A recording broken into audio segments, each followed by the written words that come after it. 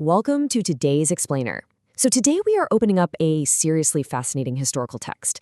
And even though this was written way back in the 19th century, it feels, honestly, incredibly urgent for us right now. It's called the Lahi Dunya, or the Tablet of the World, penned by Baha'u'llah. As we go through our explainer today, we're going to dive deep into a visionary framework that shifts the focus completely away from division and towards absolute unity. It's a text that really hits the nail on the head when it comes to tackling the very real challenges we face with social cohesion, justice, and figuring out what it actually means to be a global citizen.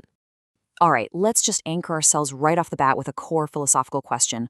What does it really mean to love the entire world? Because the Lahi Dunya directly challenges us to answer exactly that.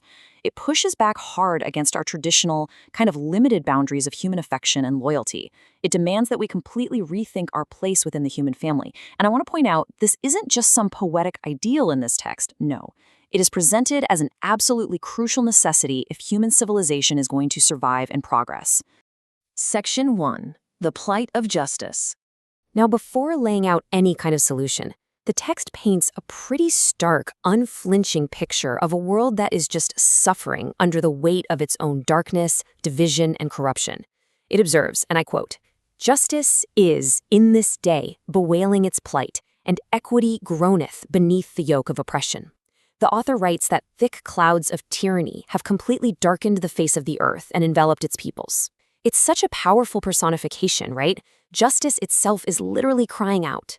The text suggests we're living in a world where fundamental fairness has essentially been hijacked, leaving all of humanity desperately in need of a worldwide regeneration just to clear away those suffocating clouds. The text makes its point here by addressing a very specific audience, the people of Persia, and it reads like a tragic lament. I mean, here was a nation that was once totally unrivaled in science and art, a people who were historically seen as symbols of mercy and erudition. Yet the author asks them directly, how is it that you have arisen to destroy yourselves and your friends with your own hands? It's a really profound commentary. It shows how even the most advanced societies can sink to the lowest levels of degradation when internal strife takes over. And the source doesn't just speak in abstract terms here either. It grounds its critique in the specific historical context of that time. The author points directly to the tyranny happening in cities like Tehran and Yazd. It outlines how those perpetrating this tyranny have usurped the rights of the people, just sedulously pursuing their own selfish inclinations. It specifically mentions the tyrant of Yazd, stating that his actions caused such immense suffering that it actually prompted the concourse on high to shed tears of blood. So, without taking any sides, we can clearly see how this historical text uses very real, contemporary examples of oppression to highlight the urgent need for a massive, massive shift in human behavior. Moving on to Section 2, Sheathing the Swords. So, how do we fix this broken world? Well, the text insists on a really radical paradigm shift.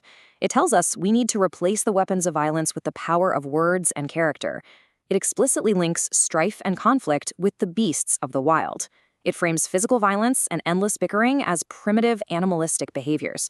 But in stark contrast to that, it defines true power for the righteous, not through brute force, but through good words, praiseworthy deeds, and prudence. It's a complete redefinition of what strength actually is, moving totally away from wild destruction and toward constructive, mindful action. And here is the thing. This wasn't just a metaphor for the author's followers. There was a literal historical command given to the Baba community at the time. Their unsheathed swords were returned to their scabbards. They were expressly, flat out forbidden from engaging in contention or conflict. Instead, their mandate was to succeed through the mastery of the hearts of men using good words. It's an absolutely fascinating historical instruction. Think about it. A command for complete disarmament in the face of intense societal turbulence, demanding that victory be won through the intellect and the spirit, and never, ever through harm. Which brings us to Section 3, a universal fellowship. To build a real blueprint for humanity, the text outlines a method to break down what it calls the idols of idle fancies. These are the deeply ingrained prejudices and imaginary boundaries that divide people from one another. And the directive is incredibly clear and unapologetic here. Consort with the followers of all religions in a spirit of friendship and fellowship. In a time, and frankly, let's be real, in our modern world, that is so often defined by religious and cultural sectarianism, this is a striking command. The text states that whatsoever has led people to shun one another, causing all these dissensions and divisions, has been completely nullified. The ultimate goal? to unlock the doors of love and unity and just fling them wide open to the face of all humanity. And that brings us to a really crucial comparison. Under what's called the Old Revelation, the prevailing wisdom of the time was that patriotism was the highest possible ideal. Love of one's country is an element of the faith of God. But the text introduces a dramatically elevated new revelation here. It says it is not his to boast who loveth his country, but it is his who loveth the world. Wow! This is a radical shift from nationalism to a true, borderless global citizenship. It explicitly aims to obliterate every single trace of restriction and limitation, aiming to give a fresh, revitalizing impulse to the human heart. Section 4. The Prince of Virtues. So, to achieve this massive global vision, we actually have to shift our focus from international society all the way down to the individual. Like, how is a single person supposed to act to make this whole global fellowship a reality?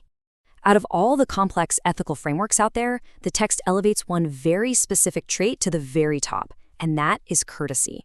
I admonish you to observe courtesy, for above all else it is the prince of virtues. The text defines this as the supreme behavioral standard expected of the people of God, claiming that whoever is endued with courtesy has attained a sublime station. It's just a fascinatingly accessible starting point for world peace, isn't it? It begins simply with how we speak to and how we treat the person standing right in front of us. But how does this build into a broader, personal mandate? Well, the text specifically commands readers to abandon their own selfish concerns and actively rehabilitate the fortunes of mankind. And this isn't some abstract concept. It requires a literal toolkit of elevated personal conduct. It relies entirely on individuals committing to a virtuous life by leaning on pure and holy deeds, cultivating a saintly character, and engaging in valiant acts. The author asserts that these deeply personal, righteous behaviors, these goodly behaviors, are the true forces that will ensure the triumph of the cause of unity. And finally, Section 5, the fire of love.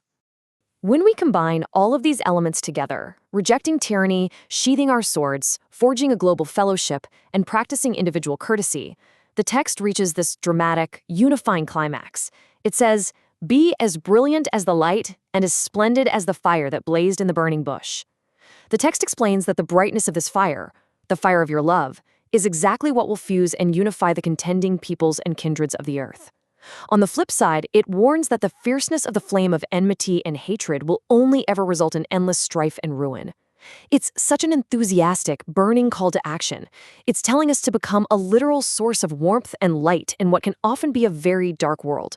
Which leaves us with a final thought for our explainer today. We've seen how the Lahidunya diagnoses oppression, mandates the sheathing of swords, elevates courtesy, and demands global citizenship. But historical texts are really only as powerful as their modern application. So I'm going to leave you with this.